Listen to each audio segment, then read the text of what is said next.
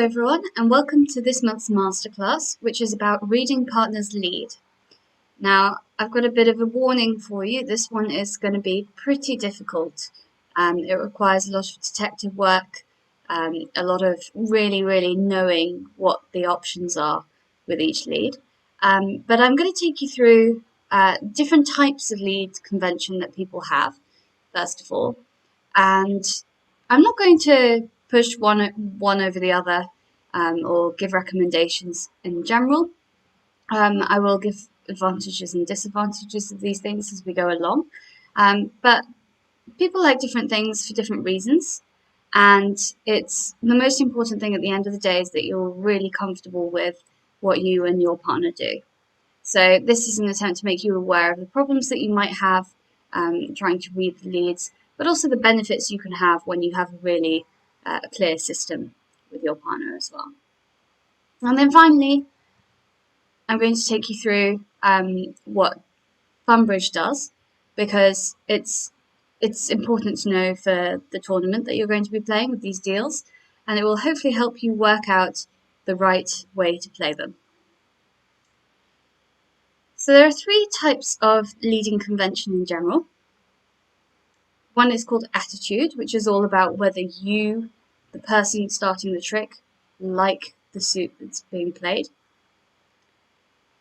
Count, which is about how many cards you have in that suit. And a combination of the two, so where you try to give information about attitude and count at the same time. Obviously, it's good to be able to give information about both of these things at the same time, but with that comes one big disadvantage. It might be difficult to read because you're trying to tell your partner two things at once, and it gets a bit complicated. All of these methods lead top of the sequence from 2 or more touching honours as a general rule. So I'm not going to go into detail about what we do with sequences, because I'm pretty sure that everybody knows that already. And then, of course, the final thing to talk about, what does Arjun do? That's going to be really helpful for the tournament you're going to play. Let's talk about attitude leads first. So attitude showing leads, they are simply called attitude. They don't have an exciting name. General principle is low for like and high for hate. So it's nice and easy to remember because it's alliterative. So you're trying to give information about whether you have an honour in the suit primarily. So low shows an honour or honours, but of course not a sequence. And high denies any honours. So you're just saying, well, maybe you're saying, I don't have many cards in the suit. Maybe you're saying, I have lots of cards in the suit, but the most important thing you're saying is that you don't have any honours in the suit. Things that you will need to discuss with your partner when you're playing these leads. Does the 10 count as an honour? This is important. Some people think that it's not useful information to tell your partner about the 10, partly because usually you need to be working out where the points are. So if you're trying to place points around the table, then the 10 isn't relevant because it doesn't contain any points. And some simply think that the 10 is too low a card to really worry about telling your partner that it's an honour, because it doesn't necessarily mean that you want your partner to return the suit if you have the 10 at the top. At the same time, the 10 is normally quite a helpful card to have. So if your partner can work out that it's the 10 that you have, then it could be really helpful information for them to have. So some people like to indicate this along with saying I have the ace, king, queen, or jack. So the example we're going to think about here is something like 10, 8, 5, 3. So 10 with 3 little cards. So depending on whether you play that the 10 is an honour or it's not, you'll do different things. So if the 10 is an honour, then you will lead the 3 because that's a low card. And if the 10 for your partnership is not an honour, then you would lead the 8. And you might be wondering, why can't I lead the 10? That's higher than the 8. It might be easier for my partner to read. Well, yes, that's true, but remember the 10 is always a sequence card. So if you lead the 10, it promises the 9. Whereas the 8, it's no longer useful to tell partner that you have the 7. Another thing that you should discuss with your partner if you decide to play attitude leads are, can we adjust what we do? So does that mean sometimes we'll show the 10 as an honor and sometimes we won't, if we deem it important for partner to return the suit? So maybe usually we don't say that the 10 is an honor. So like in this example, 10 is not an honor for us, but we have 10 with 4 little cards and we're playing against no trumps. So maybe the fact that we have 5 cards is so important to us that it means that we're allowed to pretend that we have an honor as we usually define it, even though we technically don't, because we really, really need to get the information across that we want our partner to play this suit back. It's attitude above everything. If you say that that's okay and you're allowed to deviate, then lead the 3. You know, you want your partner to play the suit back, make it nice and clear. And if not, then you still lead the 8. So you don't have that differentiation there between 4 cards and 5 cards. Now let's look at an example where we are the partner of the opening leader. So partner leads the 2. Dummy has King 10 3, and we have Ace Jack 8 4. It's always good to look through an example because this is the kind of thing I'm going to need you to do in the tournament that you're going to play after you watch this video. So what should we be doing? What do we know about the hand? The first thing we can deduce is that the 2 is a low card, and I think 100% of you will have realised that. You know, it doesn't get lower than the 2, so it must be a low card. Therefore, partner is showing an honor. Now, look at the cards that we can see. We can see Ace, King, Jack, and 10. So we know that the honor that partner has is none of those. And therefore, it must be the Queen. So therefore, we know that partner has some sort of length in the suit, and we know that partner has the Queen. Remember, we know that partner has length because it's not going to be a doubleton or a singleton. You lead top of a doubleton. There's an interesting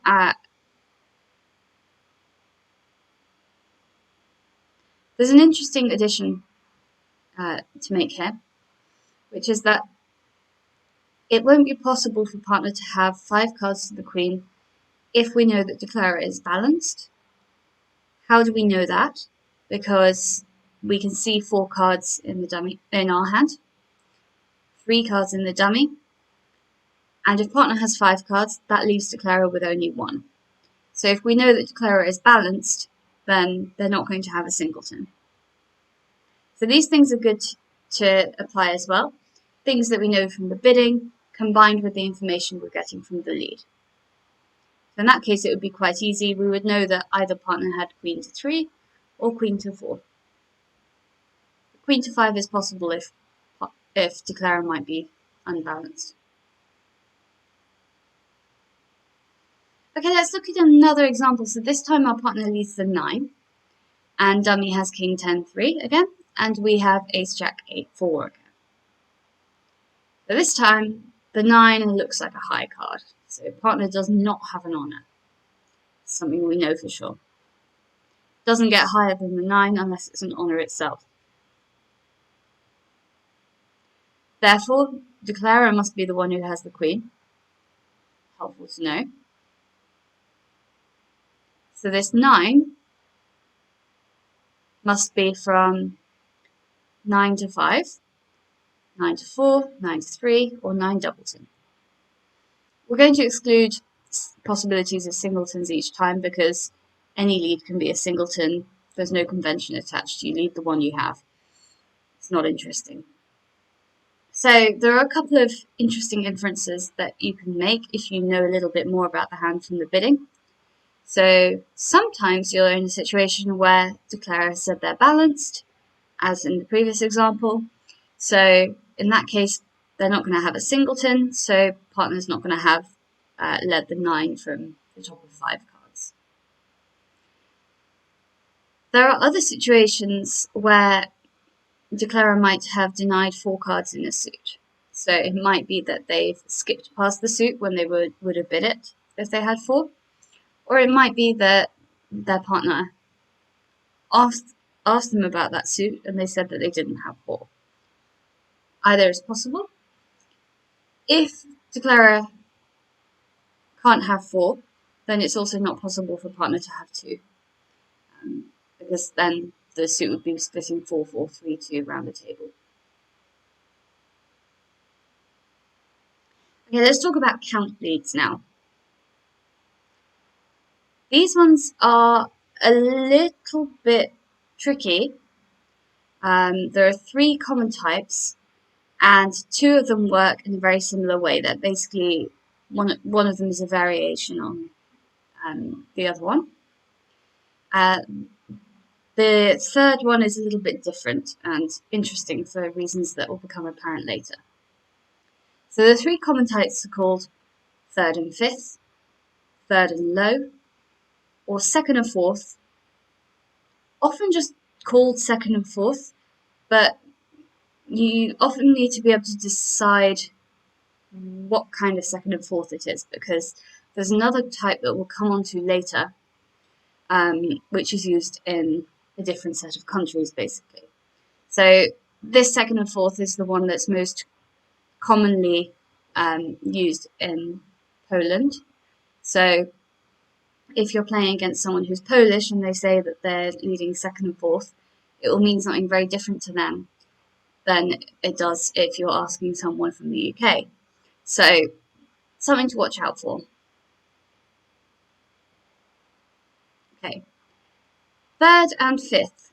It is literally, if you don't have a 5th card, you lead the 3rd. If you do have a 5th card, you lead the 5th. So obviously 2 cards, you lead top of your doubleton as normal. You don't have a 3rd card, so that's not relevant. But if you have 3 or 4 cards, then you have a 3rd card, so you lead the 3rd one. And if you have 5 or more, then you lead the 5th. Third and low, variation. Third if you have an even number. Low if you have an odd number. So it's a little bit like saying our leads are 1, 3, 5, 7. Because if you have that number of cards, you always lead that numbered card. Except that when you have an even number of cards, you would lead the 3rd card. Unless, of course, you have a doubleton, in which case you lead top of a doubleton. All very normal. So you'll see that I haven't mentioned anything about honours here. Honours are completely not relevant. It's all about the number of cards you have in the suit. The idea being that the moment you get a secondary piece of information, you can suddenly start putting the shape of the hand together.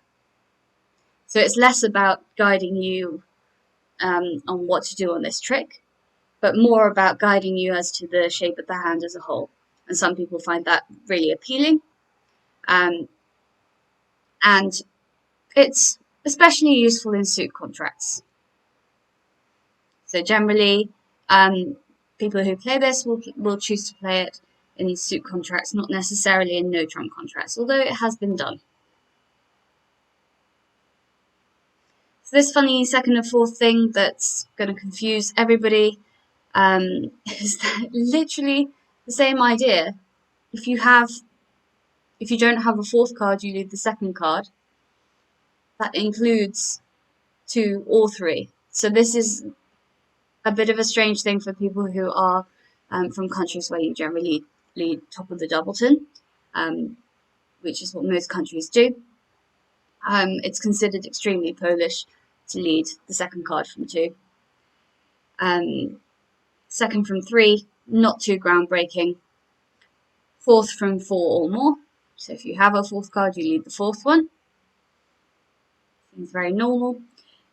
Do note, however, that if you are leading Polish style and you have an honor in your doubleton, then you still lead top of the doubleton, as you would in any other system, just because you need to save the tricks. You can't block the suit by playing the low card.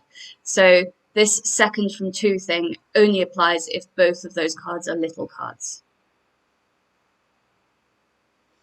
Okay, so let's look at an example of the kind of holdings that you might expect when you first see trick 1. Now, and with each of the 3 systems. Now, I will remind you, in these sort of count systems, sometimes you can't tell on trick 1. I mean, we don't know the bidding on these hands that we're looking at now. So sometimes you have a lot of information from the bidding that will tell you exactly how many it is. Sometimes you need to wait until the second round of the suit to get a bit of information to guide you. So you're not expecting to necessarily diagnose exactly the holding that partner has on this trick. It's about trying to use the information you're given on this trick to solve the hand in general. So with both of these third and leads, the third and fifth, you'll see there's one more combination that's possible. And third and low, it's pretty much the same, but without that final combination. So this is an example of why people prefer to play third and low sometimes rather than third and fifth, because it knocks off one of these possibilities. So you'll notice that this final possibility is one where you have 6 cards. You have Jack, 9, 8, 7, 4, and then you have a little card. It's going to be either the 3 or the 2. We don't know until Clara follows suit which one it might be. But that's not possible if you play third and low, because 6 is an even number. And if you had this combination of cards, you would lead the 8 and not before. So this one is no longer possible. But both types of lead will encompass top of a doubleton from 4-3 or 4-2, low from 3, any 3. You see it's also including the Jack possibly. Third from 4 with the Jack, and low from 5, but the 5 is actually specific this time. You know it has to be 9, 8, 7 with the Jack as well. You know it has to be Jack, 9, 8, 7 above the 4. So usually the second trick or information from the bidding will help you quickly diagnose whether your partner's likely to have 5 cards in the suit or only 2. You'll know some things that we don't know in this example. Whereas if you're playing second fourth in this Polish style, then you will have a few options, but different ones. So could be bottom of a doubleton, not Jack doubleton, but any doubleton with a small card at the top. It could be second from 3 little ones, second from 3 to the Jack. It could be fourth highest from a couple of 4 card holdings, so anything headed by the Jack, or specifically 9, 8, 7. It could be fourth from 5, where you also have 9, 8, 7, or fourth from 5, pretty much any where you have the Jack. And it could also be fourth from 6, and it could also be fourth from 6 where you have the Jack. So there are a few different combinations, but again, you should get more information later on in the hand. Maybe even on this trick if Clara only has 1 card, which will be the case if partner's led from a 6-card suit. Okay, so I talked about combination leads as being a way of telling your partner about both honours and length in the suit, which is obviously a really helpful thing to be able to do, because ultimately you need both. And it might help you find those things out sooner, but it does lead to a little bit more complication and perhaps ambiguity. when you're reading those things. So here we come to the confusing part. Second and fourth leads. So who are you talking to? If you're talking to a Brit or an American or someone in pretty much most places in Europe, this is generally the kind of style they'll be going for. So if they simply say second and fourth, and it's not clear from where they're from, what their leads are exactly, don't just kind of go with it and say, you know, oh, I'm too embarrassed to ask any more questions. You know, if you're declaring you're entitled to know, so ask them more. You know, say, okay, if you had doubleton, would you lead top or bottom? If you had four small, would you lead the second or the fourth? And that sort of thing. And you'll be able to diagnose it. But let's go through what the leads are, and you'll get a bit of a better idea what kind of questions you might need to ask to diagnose these things. Another thing is that sometimes people just call these fourth best, and some people just say standard leads. So another thing to watch out for, standard leads, you know, it doesn't mean please stop asking me questions. They're trying to indicate that they're playing this style of sort of second and fourth. This is the thing that the majority of people play. So in this system, second means that you don't have an honour, and fourth means that you do have an honour. Note here that if you have honour to 3 cards, you don't have a fourth highest, but you have an honour.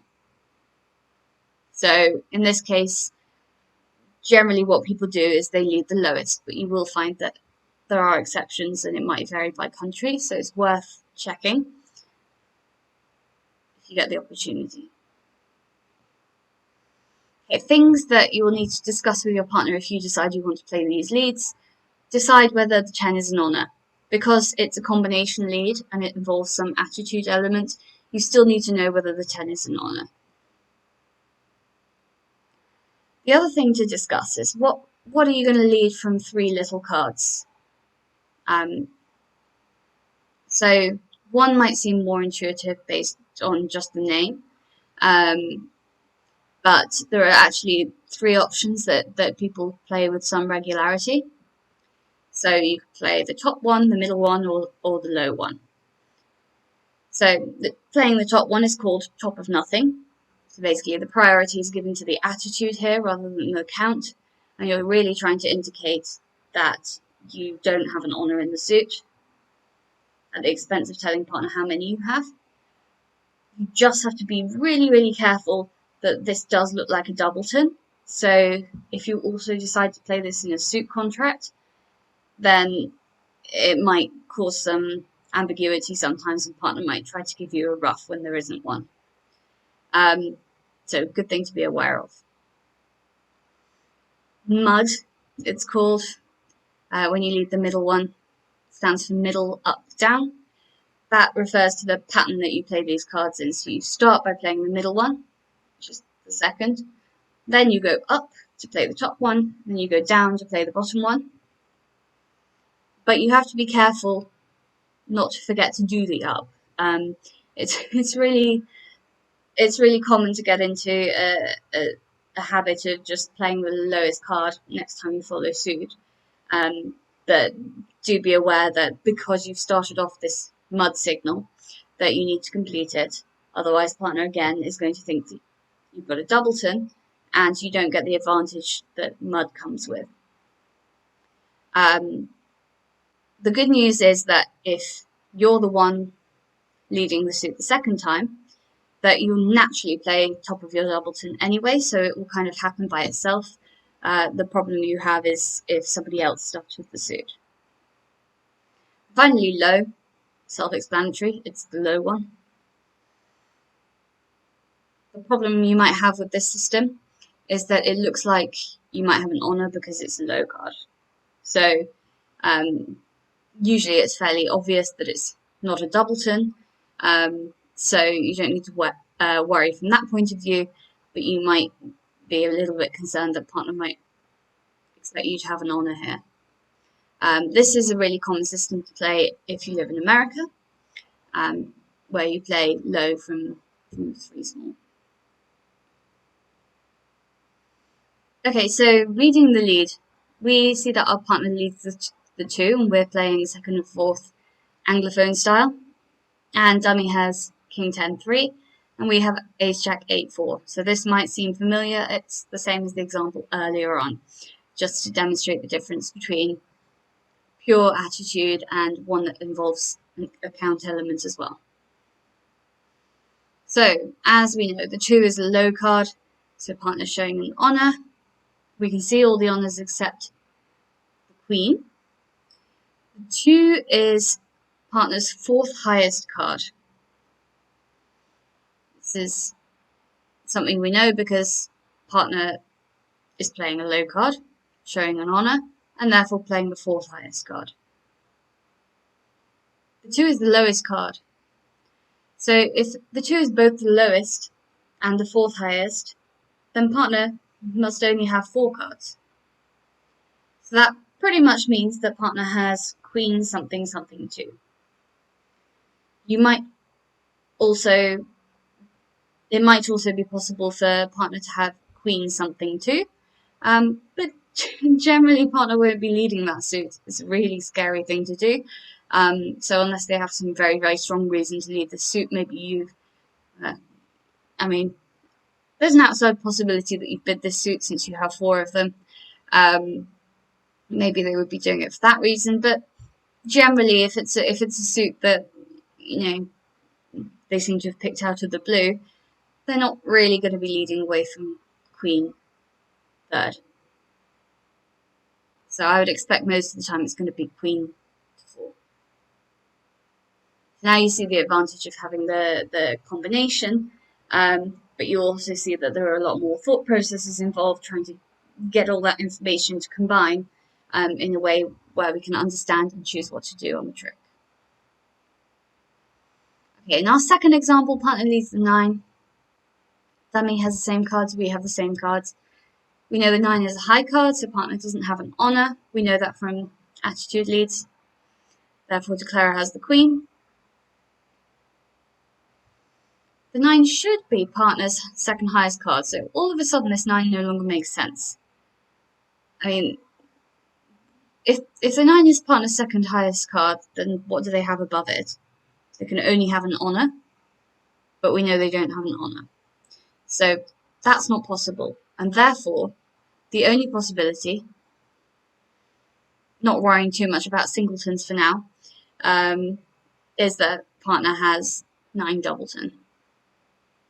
So this is really neat. A neat consequence of using a combination lead, that the 9 really means something. It really tells you that it's a doubleton, or obviously a singleton, and the 2 really tells you that it's from a 4-card suit. So you get that extra element there as well. Finally, the question we are burning to know the answer to, in order to solve these hands for the tournament: what does Arjun do?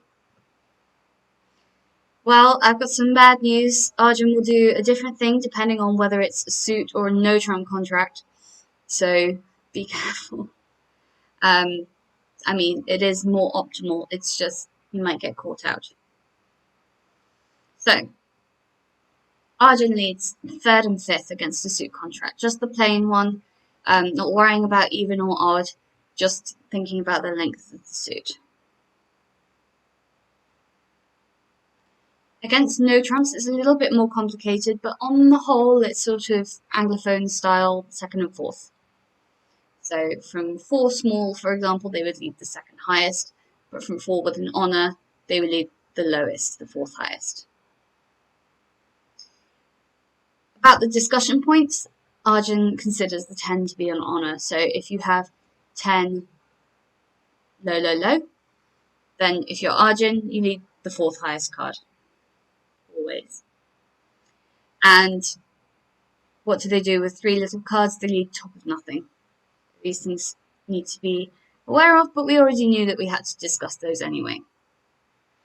There is one idiosyncrasy that Arjun has that isn't included in what's considered the standard version of this second and fourth lead. They lead the second highest from honor to 3 cards. I mean, the good news is that you'll never confuse it for a 4-card suit. The bad news is it might not always be clear that you have an honor. So when you're reading the lead, you can consider this, but again, generally, partner won't be leading this suit at all. So it's not something I want you to worry about unduly. Oh, another thing. So that means on this example, Arjun would be able to 100% rule out, well, if Arjun led the 2 in this sequence, you know for sure it's a 4-card suit. It's never going to be Queen small 2, because they wouldn't lead the 2 from that holding. So that's a handy thing. Okay, so now it's time to head over to the Reading the Lead tournament. I will recommend to you to set your card play settings so that your robot partner is leading the same thing as everybody else's robot partner, and that will make things a little bit fairer for you trying to solve the hands in the way they're intended. Otherwise, it might be a little bit of a challenge because you'll have different information from the majority of people. Try the practice hands and see how you go. It should be pretty difficult, as I mentioned earlier, but it's really, really good to get practice with these things. So I thought it was worth, giving you the masterclass about it. Thank you very much for watching. I hope you enjoyed, and I will see you after the tournament, and I'll discuss the deals with you.